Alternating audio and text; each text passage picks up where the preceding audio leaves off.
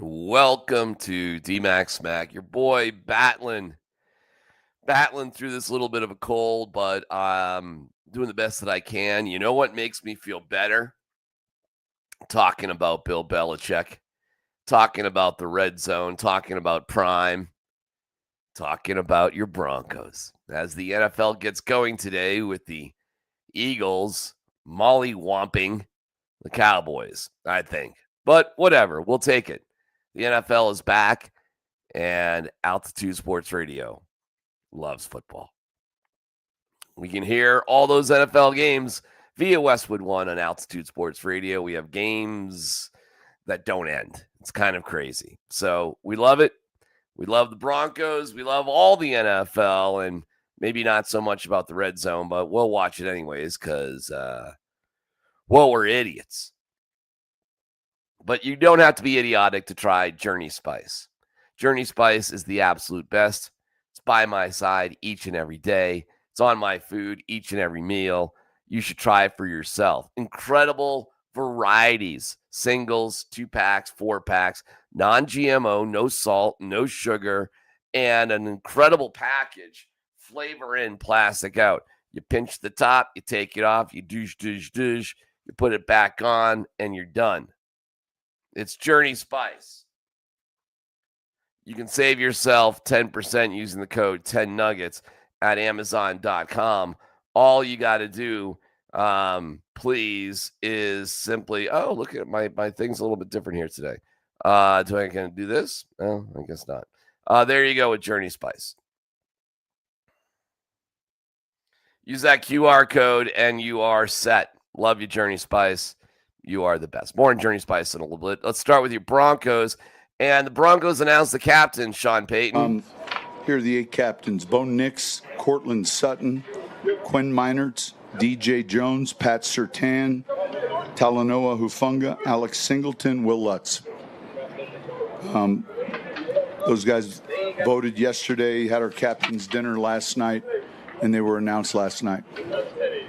You talk about the benefit of a player-led team. What have you seen from those guys during the offseason that made them? I think it evolves. I think it's a process. I think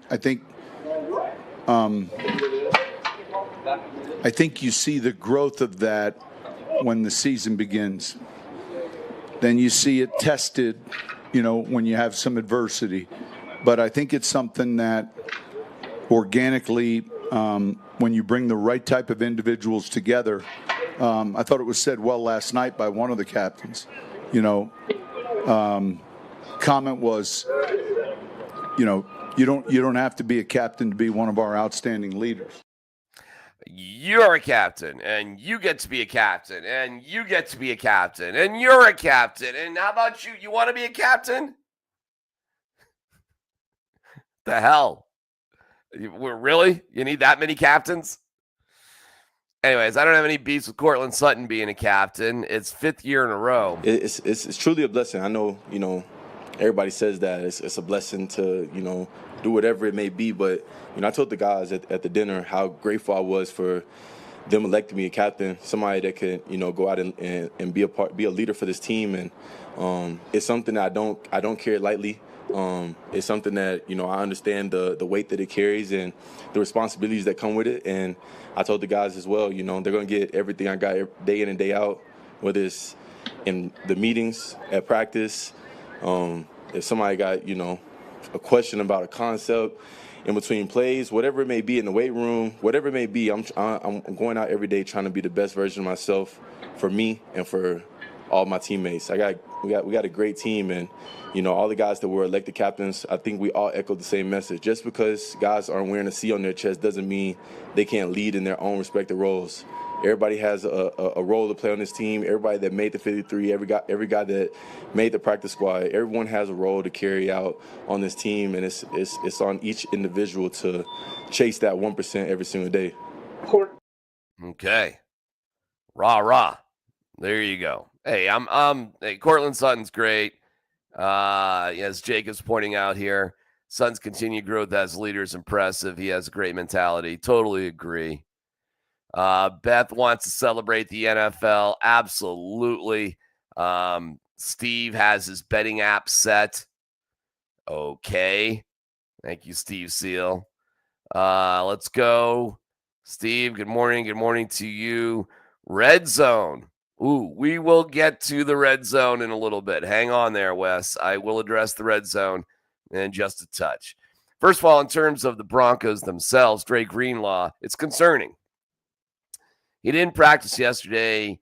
He was the Mike Tyson of training camp for like 6 days. He's barely been out there.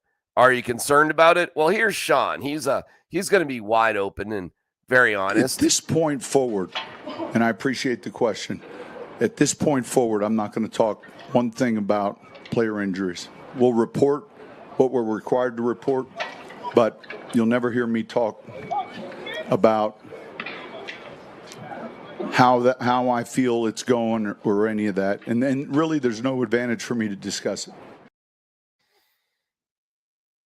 That doesn't sound good. I mean, if it wasn't a big deal, we would hear about it. I mean, we certainly heard that, hey, Marvin Mims would be back, which he is. We heard that Nick Benito had bone spurs. He'll be back. That's good.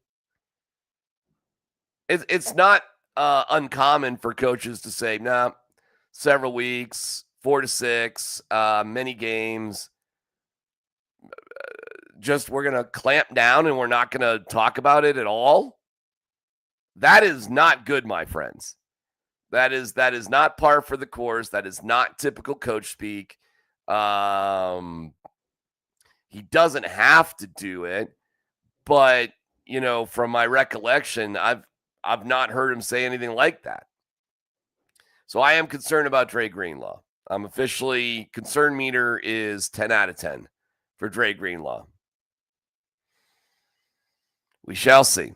I mean, we already knew Peyton said on Monday Greenlaw was going to be on a pitch count already. So we were aware of that. Listen, man, there's reasons why these guys become available as free agents, okay? Either they're not performing that well, they've got an injury history. Nobody just who performs really well for a team becomes an available free agent for no reason. Sometimes you get lucky and it's just like a fight. But usually guys like that are traded. Teams will try to get some value, as you saw with the Micah Parsons deal. But for a guy to become just a pure free agent, not be retained by his team, he's likely battling stuff. That's the way that goes. We do have a little SMaK talk amongst the Titans and the Broncos. Let's see if I can get this right. That looks all right. We know Bo Nick's going to, his first reading out there, he's going to take off running with the football. So we got to make sure we're on the same page. We got to make sure we have a balanced rusher. Not trying to be robots out there, but at the same time, we know that if it's not there, Bo Nick's going to take off running. So it's going to be on us up front to make sure we keep him in the well and keep him in the fight. Oh, that's Jeffrey Simmons. Those fighting words, perhaps, or maybe not. But is that the book on Bo? Is he that easy to read? Doesn't get his first look, so off he runs? Bo Nix was talking yesterday about how he hates losing. I definitely hate to lose. I think you take for granted winning, sometimes because you work so hard for it, and you never want to get used to winning, even though that's what you train for, ironically. But you want to take the wins and you want to appreciate the wins, especially in this league. It's really tough. Every team, can show up on Sunday and get a win. So you want to appreciate the victories, but also I think it's the hatred of losing. It's the hate. It's that I hate just letting the team down. I hate letting the building down. And so it's not, maybe it's a fear of failure, but it's more just a fear of letting people down around you. And, I just want to go out there and do my job at a high level because this organization has done a lot for me, and they, have given me this platform. And so I just have to go out there and make the most of it and do my job, and that's to win games ultimately. Okay. Bo rambles a little bit. And so do I. But we get it. You hate losing more than you love winning. It's Bo Nix does speak in like kind of the classic sports cliches of all time, but it's a guy this is a guy who knew he was going to be interviewed since he was like in 8th grade. And frankly, he has been. So he's been working those cliches. I don't know. I hate losing more than I love winning. I'm scared of disappointing the people I work with. I mean, really? I doubt it. I doubt any of that's true. But I like him. He's our guy. I'm glad he's our guy. He was the right pick. He's a franchise quarterback. When his contract comes up, the dude might be making $80 million a year. Crazy ass numbers. But every time I hear him speak, it's just like, okay, it's the cliche machine is out. But hey, we play it anyways because, according to Simmons of the Titans. We know Bo Nix going, his first reading that day, he's going to take off running with the football. So, okay. Is he? Is he really just going to take off and run with the football? Listen, I have the Broncos beating the Titans 30-6.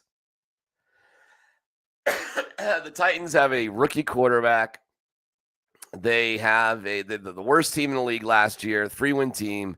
Preseason for them has been meh. I don't know. Cam Ward may be good at some point.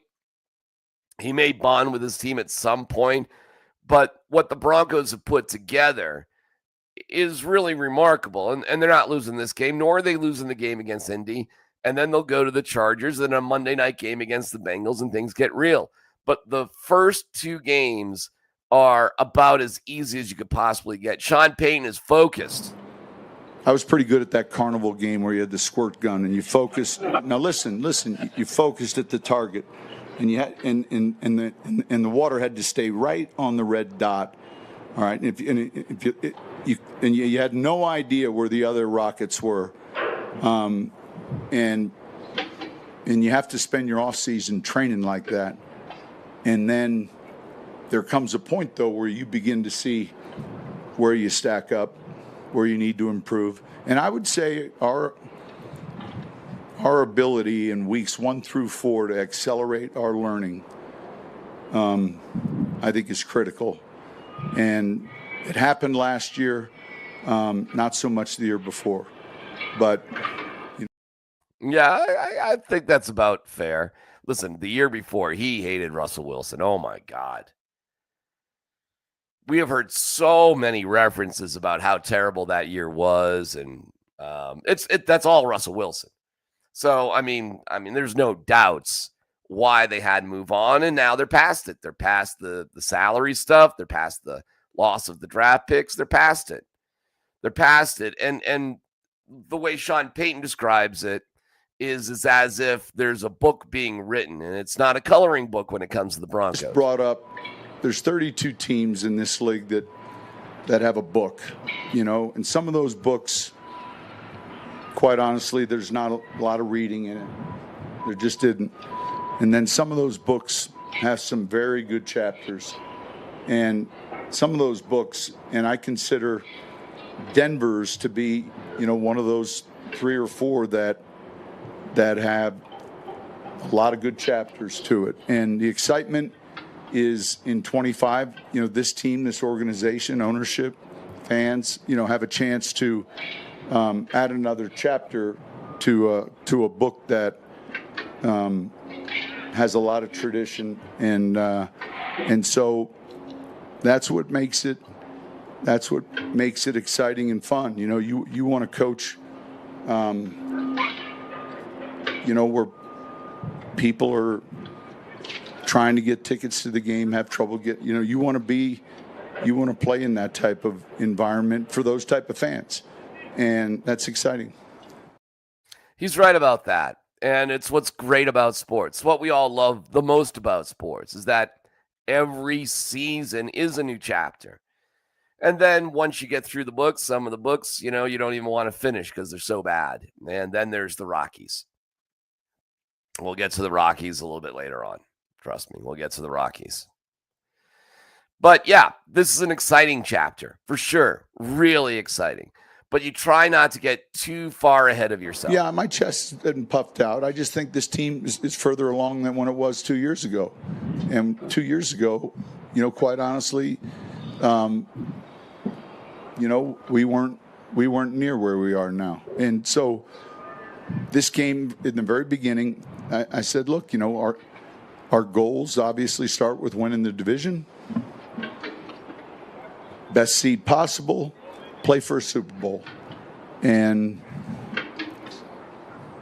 I think those are that's where your mind's got to be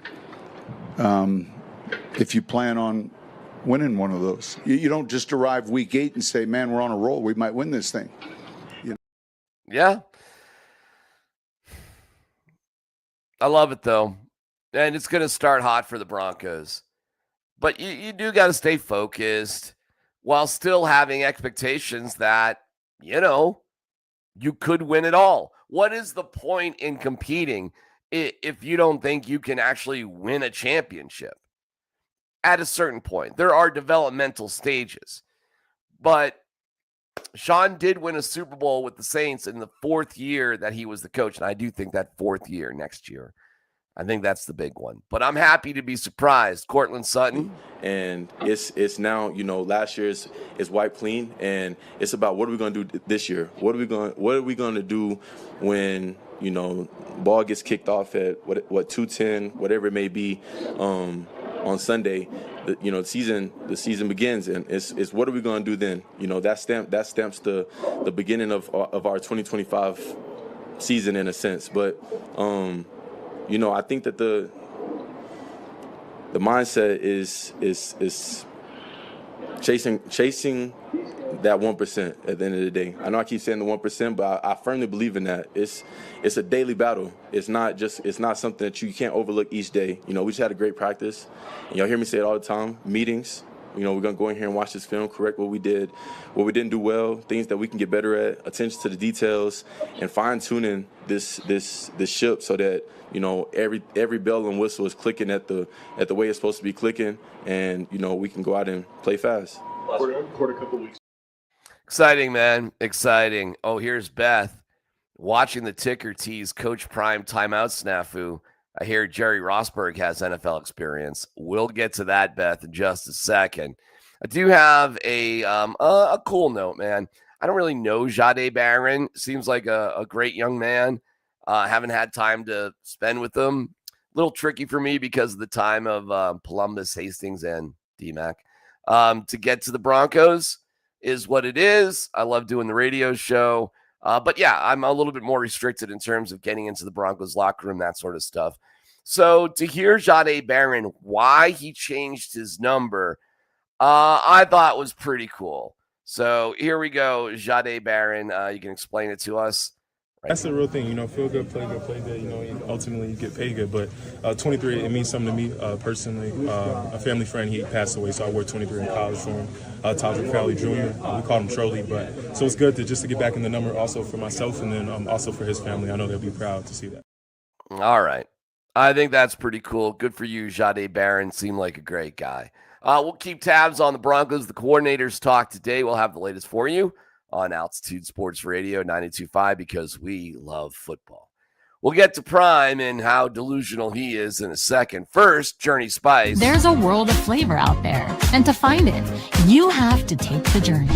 Journey Spice Company handcrafts the most premium spice and seasoning blends that have no sugar, no salt, are certified USDA organic, non-GMO, vegan-friendly, and always planet-friendly. You are going to love serving amazingly delicious creations while knowing you helped reduce single-use plastics. Make sure to search for Journey Spice Company on Amazon today. And you can just hit the QR code, like I said, right there, and that'll get you to the old Journey Spice. Journey Spice is the absolute best.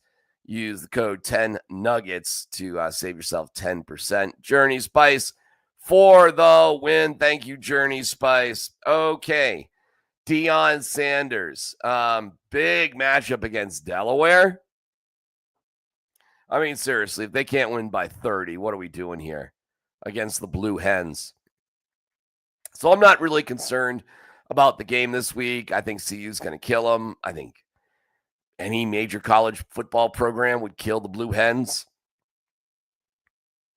Not that concerned about it. At Houston the next week is a little bit more interesting, but okay, fine. The fact that Deion needed to double down on his idiotic non-use of timeouts was remarkable to me. So this is a couple of days ago, but if you forget the situation, you're down 7 with 1:07 to go. The ball's on like your own 35-yard line, something like that. And you got to score a touchdown. You got 2 timeouts. And in college football, the clock does stop on a first down. Your first play was a loss of yards. And I was actually listening to Matt McChesney, of all people, and he's right.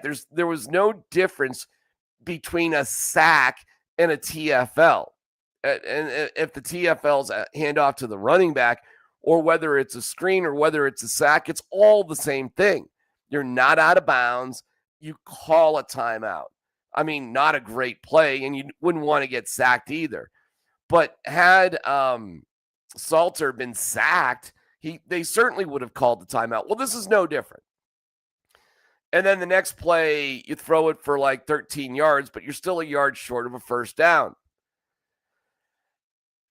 Timeout. Call a timeout again. Again, you didn't get the first down, and you have 2 timeouts left. So you can be a little bit liberal with that. And then on the next play, it gets all mucked up, and Salter could just run for the first down straight ahead, slide down, and then the clock would stop. No, he runs sideways and burns up another 5 seconds. So you go from 1:07 to 18 seconds. And you got 1 first down. And then the game's just, now we're just, there's 18 seconds. Now we're heaving up Hail Marys. All right, I just was blown away. One, that Prime doesn't get this. And 2, I guess the media is just terrified of him. I guess they're just terrified. They're going forward. Okay, let's just get the cat out of the bag. All right, first down, we throw a lateral pass, right? We lose 4 or 5 yards. Do you call timeout there? No, you're right there. You don't call timeout there. You gotta go. You do call timeout. Right? So the next play, what? You gain, I guess, 14 yards, whatever. Now you got 3rd and 1, right? Do you call timeout there? Yes. 3rd and 1. You get the first down, the clock stops, correct? So you get the first down. The clock stops. Call timeout. Okay, he scramble play. He ran out of bounds. The clock stopped, right? Now we throw the ball out the end zone. Clock stopped, right? So when was the time to call timeout? After the first and second plays. I'm just getting the elephant out the room, Garner. You know what you want to say. I'm just trying to help you help me. I was asking more about the time. Holy cow.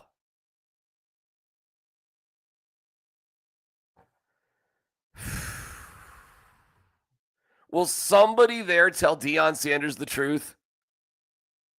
Is there somebody there, anybody there, that is willing to tell this guy, who I like, by the way, and I'm glad he's there,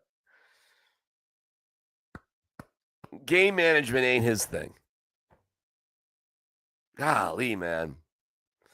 But you're going to win by 30 against the Blue Hens. And, get right games this weekend. See you against Delaware. UNC versus Charlotte. I'm going to get to a very funny moment of zen with Bill Burr about Bill Belichick here in a second. It felt like Salter was trying to play Shadir's hero ball, and it does feel like the local media is afraid to ask Deion the tough questions. Yeah, I mean, listen, it's not the media's job to, confront guys. So, but still, somebody could have said, hey, coach, isn't the pass for a loss of yards the same thing as a sack? If Salter was sacked, wouldn't you have called the timeout?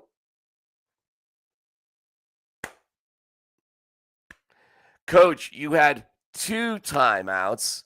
I understand you wanted to go fast, but because you didn't get a first down, wouldn't one of your 2 timeouts have been a way to save time no matter what? Not trying to be a jerk or anything, but it's pretty damn obvious. Anyways, they'll win by 30. It's a get right week. You're right. All of our football teams are going to win this weekend. All of them. CSU's going to win. CU's going to win. The Broncos are going to win. Syracuse is going to beat UConn. I know you guys are on pins and needles about that bad boy. We turn our lonely eyes to the Rockies, who lost their 101st game of the year last year. They're barreling in on, yes, a record-setting amount of losses. They gave up, a zillion home runs to the Giants.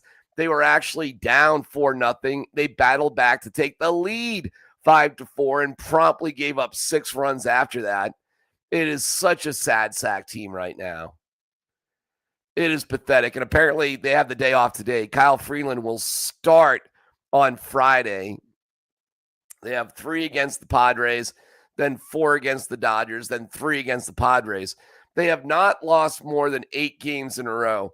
But boy, oh boy, oh boy, you could see them as they've lost 3 in a row now to the Giants, who are actually playing really well and hitting a ton of home runs. If it was ever going to happen, if the Rockies, who only need 3 more wins to not be the worst team of all time, but boy, oh boy, are they setting marks that arguably would make them the worst team of all time. And here's our guy, Warren Schaefer, about giving up home runs. You guys, especially against the Giants, and they're on a home run tear, but you guys have given up a lot of homers here this year. Okay. Going forward, you talk a lot about how you like your young arms, particularly in the bullpen. Mm-hmm. But is that something you have to prioritize, is to get those home runs down? Because I think that just like anything result based, it's a that would be a byproduct of the process. So yes, nobody likes to give up homers. Tonight Juan gave up 2 of them, right? Juan hasn't given up a homer in a long, long time. That's true, Juan. He's been pretty good. But hey, join the party, Juan. And they did battle back. They actually scored a couple runs in the bottom of the 9th. They had the tying run at the plate, and Jordan Beck struck out. Hunter Goodman remains absolutely on fire. This kid is legit. Tovar is a great player, and individually, you see a lot of good things. But the pitching right now is so bad. Oh my God, it is so bad. Collectively, individually, it is so bad. And when the Rockies were playing well, I was telling you how well they were playing, and that, okay, maybe they got it right. But you got to keep on winning to prove that. And it just looks like it was, frankly, a fluke. Post All-Star break. It looks like it was a fluke. And Peralta is horrible. So to a certain degree, I do feel a little bit bad for Warren Schaefer.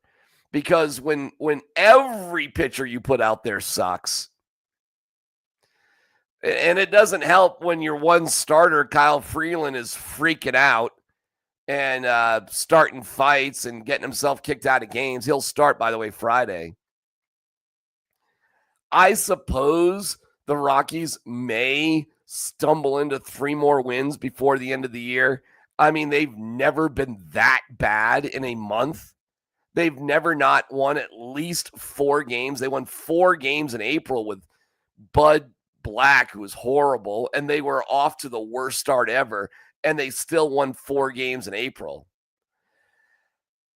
So it's hard to imagine them not somehow, as they face like the Angels and the Marlins, stumbling over 3 more wins. But if you were to look at them to pile up another 8-game losing streak and possibly smash that, they have dropped 3 in a row. And it's the Padres 3, Dodgers 4, Padres 3. So you have 10 games in a row, already losing 3 in a row against 2 of the better teams in baseball who are battling right now for first place in the NL West. I mean, tooth and nail, like every game is a big deal to these guys. So hang on, sports fans. It might be a lot closer to getting those 42 wins than you may have thought. And we may be about to see the worst losing stretch for the Rockies all year. Isn't that fun? We also got some just awful news out of the NFL yesterday. Hold on, I'm just checking anything real quick. Ryan Koenigsberg says you're all a bunch of haters who don't know ball. Oh, you're talking about the Prime stuff? Yeah, Ryan's a good dude. I like Ryan, but something weird happened to him when Prime came here. He like just, I don't know. I do like Ryan though. He's a good guy. He's a good dude, but he got a little weird with all of that stuff. But it's been fun. But I mean, like I said, my guy Matt McChesney, who loves the program as much as anybody, I mean, went off on Prime, rightfully so. I mean, anybody with a brain in their head would realize he mismanaged. All right, you know what? Never mind. Doesn't matter. Would any other team have kept Marquez and Senzatella on their roster? Yeah, that's a great question, Beth. I mean, they're paying millions and millions to these guys. Between Marquez, Senzatella, and Freeland, I mean, that's like, it's probably more than $50 million a year, and all 3 of them are terrible. RK is just a white kid from Boulder. RK is a good guy. He's a good dude. He's just very. He said it himself. He's not a journalist. He's just a fan, and that's fine. That's all good. It's all good. But even a fan would realize Prime is out to lunch with how he managed the end of the game. All right, NFL Red Zone. This announcement on the Pat McAfee Show. And I have no say over different elements that could or could not be in the show. Okay. And so I'll just tell you right now, when you see me come on the air here, we're going to hit the Octo Box. We've got 8 games in the early window, taking you around all the different cities. And then when we get into it, ladies and gentlemen, it's been more than 250 days since the first full NFL Sunday, but we are back. And 7 hours of Red Zone football starts now. Wow. Well said. I realize that might be a slight change to some of you, but that's what the catchphrase will be going forward. We all understand what the NFL is, okay? We all understand what the NFL is. What he means is there'll be commercials now. And it won't be like the L box. It'll be commercials. Like, here are the commercials. So it's a bummer, man. But things change in life. These TV packages and deals are billions and billions of dollars. And it's just a bummer more than anything. Complaining about it feels a little foolish. It's just sad. But we're a bunch of idiots. Like, what, I'm not going to watch the Red Zone because there's a few commercials on there? I mean, it was one of the better features. I mean, it was. And I shouldn't complain too loudly anyways, because I'm at all of the Broncos games. I'm lucky to be there. Very lucky to be there. And so the Red Zone to me is really only utilized for Broncos road games, bye weeks, and when the Broncos are on a Thursday, Friday, Saturday, Monday sort of deal, Sunday night. But you know, for me, because I don't watch Red Zone every single Sunday, the Sundays that I do get to watch Red Zone, oh, it is glorious. Ah, well. We'll get to our moment of Zen in just a second. But a reminder, all the games, or a lot of them, most of them, on Westwood One or on Altitude Sports Radio, including the Eagles and the Cowboys tonight. And then you got the Chiefs and the Chargers and Brazil, and we just go from there. It's going to be awesome because we love football. Who doesn't? Are you psyched? Are you pumped for it? I know I am. We had our fantasy draft yesterday, the radio station fantasy draft, and Vic Lombardi is baby New Year because he's never been part of a fantasy draft before, which seems amazing to me. And he's making a big deal about how confusing it is. And that's like me trying to like fix something.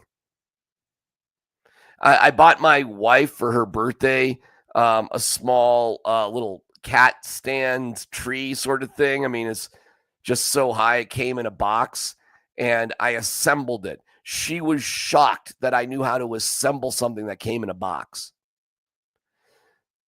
That was like Vic with fantasy football draft yesterday. I want to tell you about my fantasy. Oh, wait, nobody gives a shit about my fantasy football team? Let's move on to our moment of Zen. Bill Burr, who is from the Boston area, as I am. I dropped the accent. Bill lives in Los Angeles, but he still sounds like he's from Newton or Chelsea or Ipswich, Somerville, Dorchester, Amherst, Natick, Braintree. That's a great name, isn't it? Braintree. Here's your moment of Zen. And this is Bill Burr on the Rich Eisen show discussing Bill Belichick. Let's get into what he couldn't even wait until I came out here. Go ahead and ask me.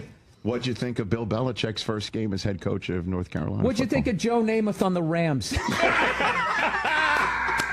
What'd you think of Johnny Unitas on the Chargers?